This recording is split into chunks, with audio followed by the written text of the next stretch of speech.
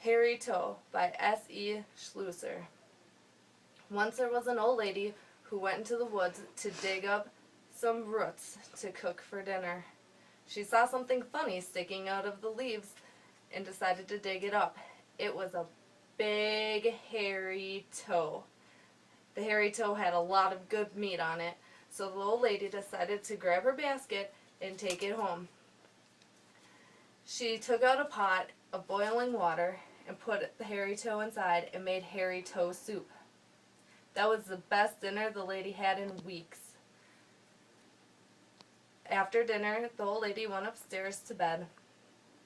That night, around midnight, the wind started whistling above the treetops around the old lady's house, and a dark cloud came across the moon, and deep in the woods there was a howled voice said, "Hairy Toe, hairy toe, I want my hairy toe."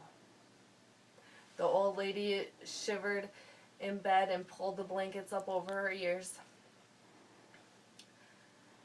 After there was a sound in the woods, deep, deep in the forest, and the hollow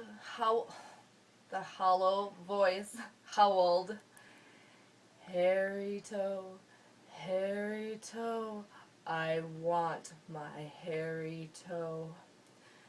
The old lady trembled and tossed and turned in her bed. Stomp, stomp, stomping through the garden next to the old lady's house, she could hear, "Hairy Toe, hairy toe, I want my hairy toe."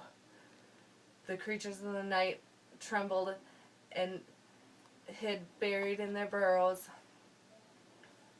The old lady sat up, jumped out of her bed, ran down the stairs, and barred up the door. Once the cottage was secure, she went back to sleep. The door slammed open with a bang. The bars broke in two and flew into the corners of the room. Stomp, stomp, stomp up the stairs. The old lady peeped over her blankets and seeing the figure filling the doorway. "Hairy Toe, hairy toe, I want my hairy toe." The old lady sat bolt upright and shouted, "I ate your hairy toe!" "Yes, you did," the giant figure said as he walked gently over to the old woman. Nobody has ever seen the old woman again.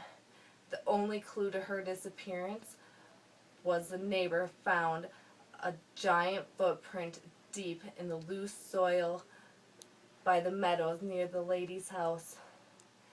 The footprint was of the left foot, missing his big toe.